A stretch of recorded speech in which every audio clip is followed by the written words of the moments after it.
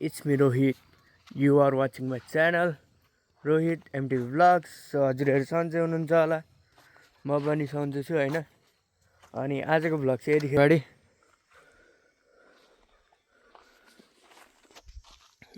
आज अलिक ढिलो भ्लग स्टार्ट गरेको अनि आज चाहिँ हाम्रो घरको काम यति नै सुरु भयो यो दुईटा ढलाई भइसक्यो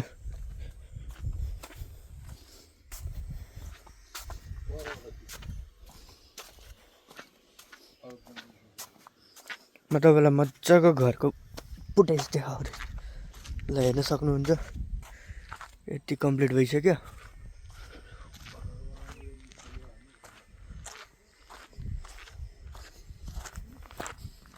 अनि यहाँ चाहिँ टोयलेटको रिङ बसाउन आँटेको आज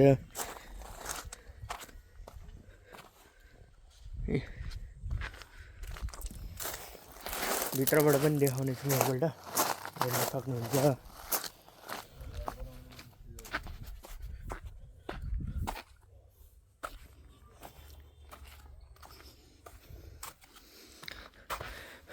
भित्रबाट अलमोस्ट कम्प्लिट भइसक्यो खाली यो वालहरू उठाउनु मात्र बाँकी छ अब यति नै सबै वाल उठिसकेछ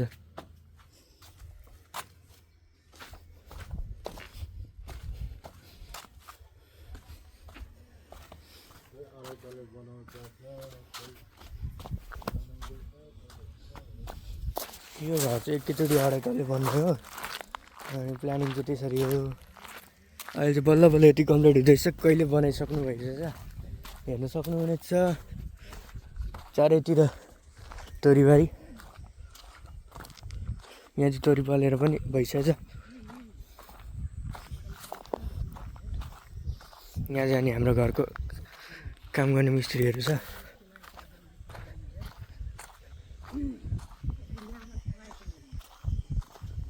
उता चाहिँ घर बनिसक्न आँटिसक्यो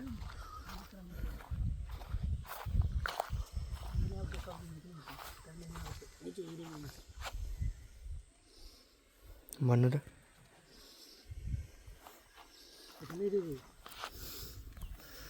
भन्नु त कुनका छ भन्नु न केही भन्नु न युट्युबमा हाल्छु तपाईँको थोडा यो दाइ चाहिँ मेरो घरको काम गर्ने मिस्त्री दाइ हो यहाँ पनि छ यो दाइ चाहिँ खालि यो घाँस चपाउँदै बस्छ गाई जस्तै अनि अर्को मान्छे अब सुतेको सुतिरहेको छ बिहान बेलुकासम्म यो घर कहिले कम्प्लिट हुन्छ 1 सालमा भनेपछि 2030 सम्ममा ल सुरु गर्नु पर्यो नि त अब काम गर्नु ल गाइस अहिले चाहिँ काम सिद्धियो 13वटा रिङ बस्यो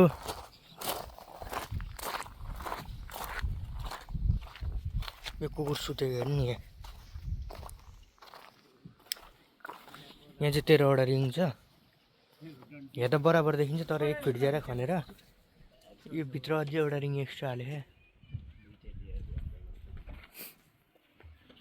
उताबाट पहिला बाटो तान्नु त्यहाँबाट भिरबाट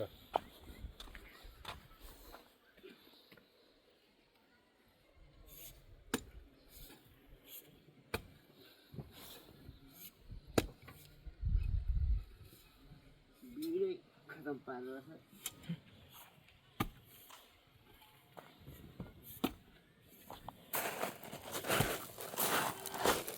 अनि यहाँ चाहिँ काम सुरु हुन आँटेको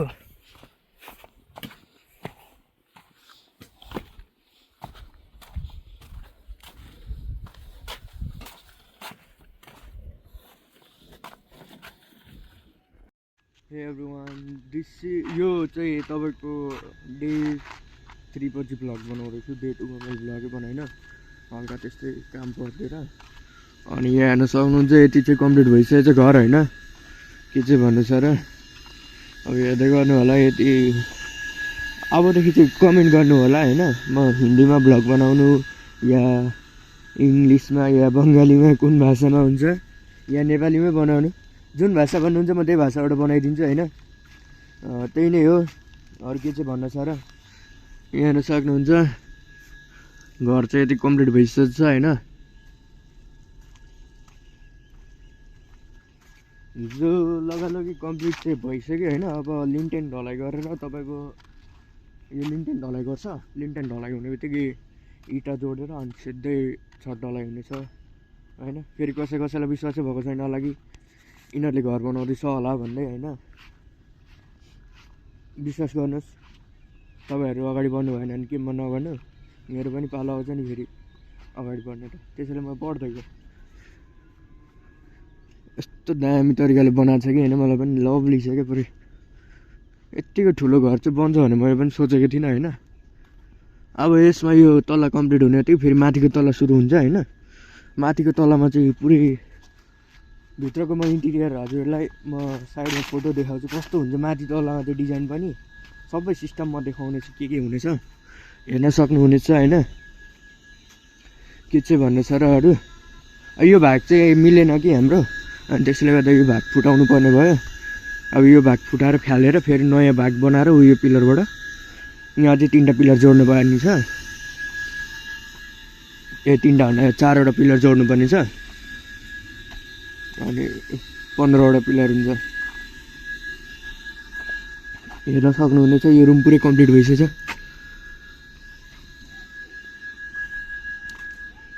यो सिडीको कोठा पनि कम्प्लिट भइसक्यो। टोयलेट बाथरुम पनि कम्प्लिट।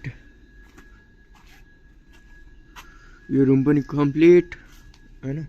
हेर्दा सानो लाग्छ तर बनिसकेपछि निकै ठुलो देखिने हो होइन। त्यही नै हो। यता कम्प्लिट यो पनि। अब यसको त आज गाडा जोड्यो भने कम्प्लिट। अनि यो भान्साको पनि कम्प्लिट हेर्न सक्नुहुनेछ। यो कोठा पनि कम्प्लिट हुन जस्तो लाग्यो होइन। यहाँबाट त्यो भान्साको स्ल्याब आउने रहेछ कि, त्यसलाई के भन्छ, त्यो स्ल्याब भनौँ न। त्यो खानासाना पकाउँदाखेरि त हुन्छ नि राख्नु, तिनीहरू यसरी यहाँसम्म आउने हो तर यहाँ बिगारेको छ काम तिनीहरू मिस्त्रीहरूले। अब आज यहाँबाट छड हाल्नुपर्ने छ अरे। दुलो पारेर भए पनि ड्रिल गरेर हुन्छ के गरेर हुन्छ छड हाल्नुपर्ने छ। जस घर चाहिँ कम्प्लिट चाँडै गर्न पाइयो होइन। के भन्नु छ र अरू, मलाई एउटा भ्लग बनाउनलाई 2 दिनदेखि 3 दिन लाग्छ क्या।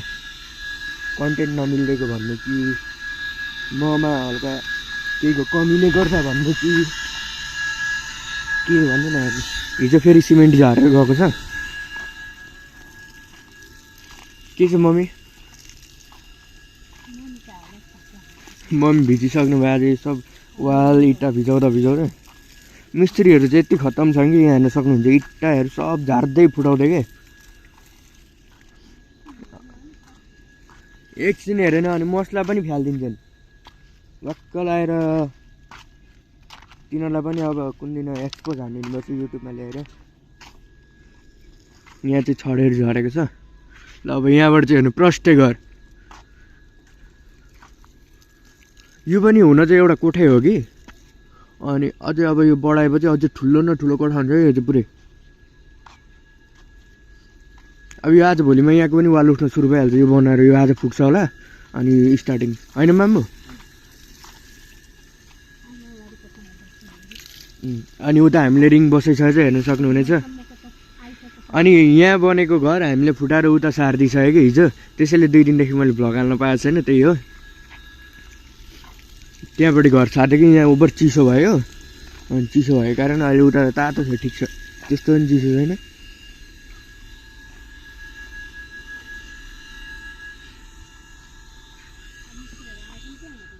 मिस्त्रीहरू आउँछन् होला नि, 8 बज्न आँट्यो।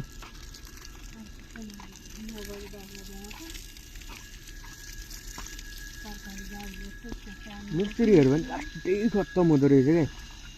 कुन दिन म एक्सपोज हान्ने कि मिस्त्रीलाई पनि।